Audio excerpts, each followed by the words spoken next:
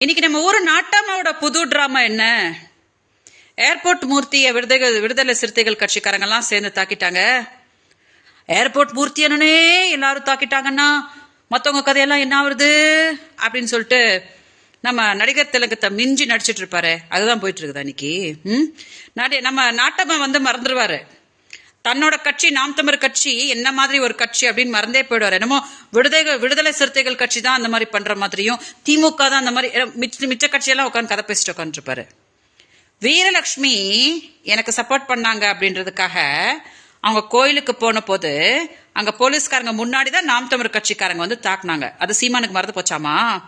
பாப்பேன் இல்லாட்டி வெட்டி போட்டுட்டு போயிடுவேன் அப்படின்னு என்னையும் வீரலட்சுமியும் ஒரு வீரவசனம் சொன்னாரு. அதை மறந்து போயிட்டாராமா. சீமானுக்கு எல்லாம் மறந்துடும். சீமானு என்னமோ நாம் தமிழர் கட்சிக்காரங்க வாயில கை வச்சா கடிக்கவே தெரியாதுன்ற மாதிரி டிராமா போடுவார். நல்லா நடிப்பாரு.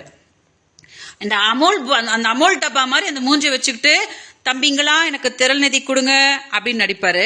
அப்புறம் இந்த மாதிரி எவனா தெருள் அடி வாங்கினா பாருங்க யோ எப்படி பாருங்க லா அண்ட் ஆர்டரே சரியில்லை அப்படின்னு ஒரு டிராமா போடுவாரு.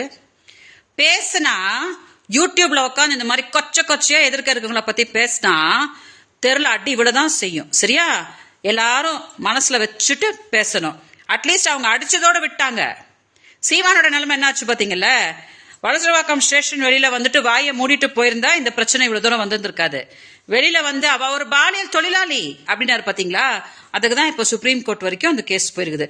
அதனால சீமானுக்கு மறந்தே போயிடும். சீமான் என்னமோ அப்படியே நேர்மையா அப்படியே ஐயோ நாங்க யாரையும் எதுவுமே பண்ண மாட்டோம்ப்பா, அவ்வளவு நேர்மையான கட்சிப்பா அப்படின்னு சொல்லி ஒரு டிராமா போட்டுக்கிட்டே இருப்பாரு. இவரது இருக்குது சுப்ரீம் கோர்ட்டுக்கு எல்லாம் போகும் இல்லையா இவர் பண்ணதெல்லாம், அப்ப இருக்குது. வணக்கம்.